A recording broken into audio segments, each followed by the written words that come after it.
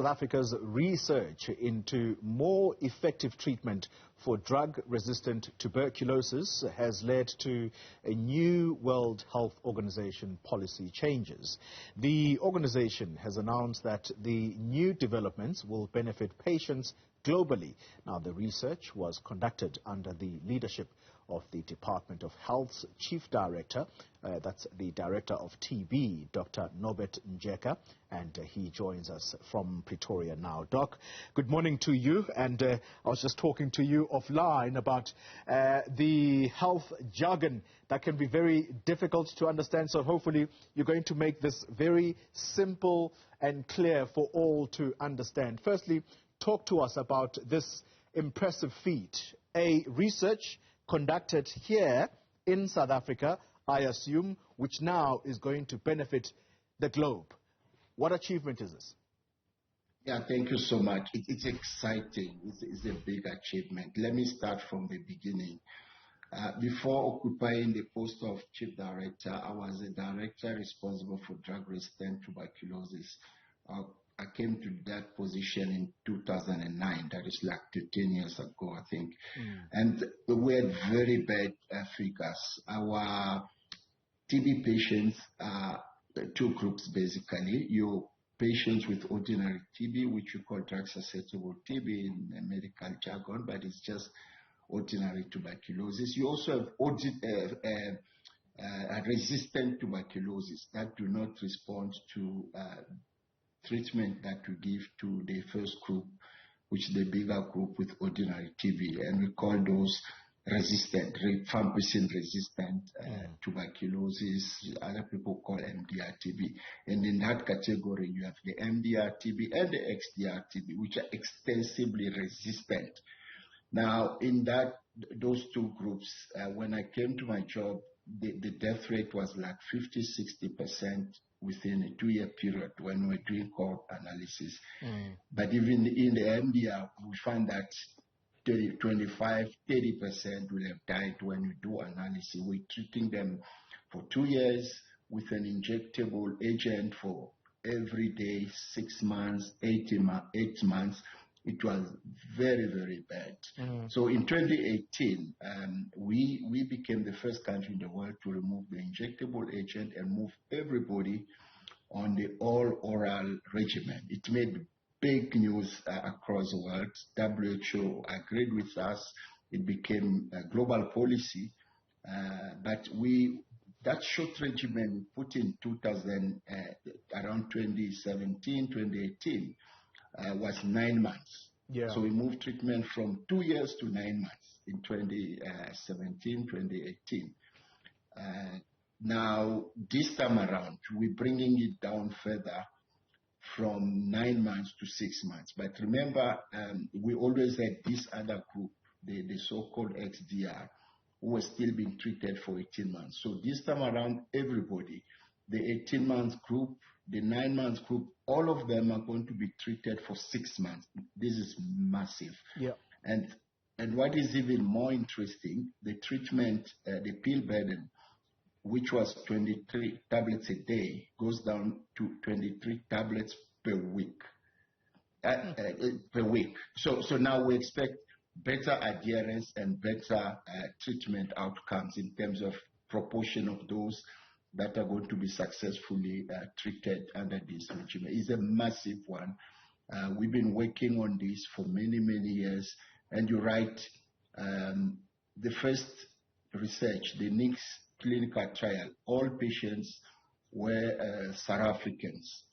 And because it looked too good to be true, a repeat was done, Zenix, and other countries were enrolled. And the result was just amazing. Like in South Africa. Now we don't know where to try it again. It's just evidence it works. It works. It's from South Africa. It works. And the whole world is asked to do it. And we want to be the first country again to really give this to all our people in South Africa because it's really good and it's a revolution in treatment. Dr. Ndjeka, let me pick up on some of the words you used there. And I think that this will probably drive the point home, especially for those who have had to deal with XDR TB. So 23 tablets in one day that would have been taken by a person who is fighting this XDR-TB. Now, these 23 tablets can now be stretched out to a period of a week as opposed to taking them all in one day. So 23 tablets from a day spread out in 1 week. That's a massive feat, Doctor, which means that the patients will now not be resistant to take the medication, because that is what effectively leads to people defaulting on their treatment. Now the next hurdle is about communicating this to the very communities, that instead of the medication that you would have been taking regularly on a day and huge amounts of it, it's now going to be reduced, that tablet. But communication is always a problem. How do you plan to do that?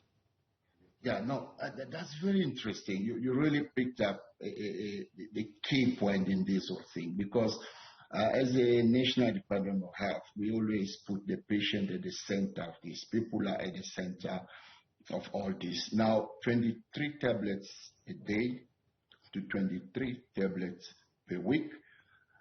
Right now, we're giving 7 different medicines. I prefer to call them drugs, because medicines are drugs, really. We need to be fair and honest to ourselves. Even a Panado is a drug. So we've been giving 7 drugs. Now we're going to give 3 to 4. All right? So it's not like you take what you used to take every day and you move. No, we're removing the old drugs. Because the current regimen that we are using, it is kind of a mixture of old thinking and new thinking, old gadget with new gadgets. It was normal. It's a transitional one. Yeah. Now we're clear that the old agents are not adding value in the regimen. So we're removing the 3 old agents. We keep 3 to 4 new and repurposed agents in order to get results. Now we want to strengthen adherence counseling. We have a good tool used in the country in the HIV program. And we think that this time around, instead of going overseas, going to America to learn new methods, back to the basics, we want to use this adherence package, the local one developed locally, to strengthen adherence. We want to give our patients medicines at the comfort of their homes.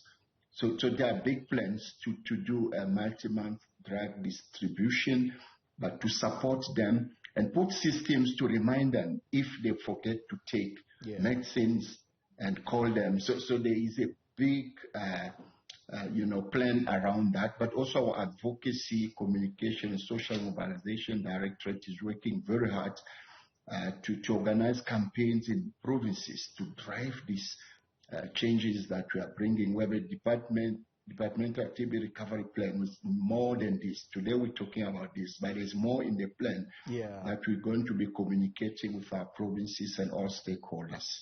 Dr. Norbert Ndjeka, thank you very much for that explanation of just what this means, particularly for patients who are suffering from XDR-TB. He is the Chief Director of TB at the National Department of Health. A massive feat indeed.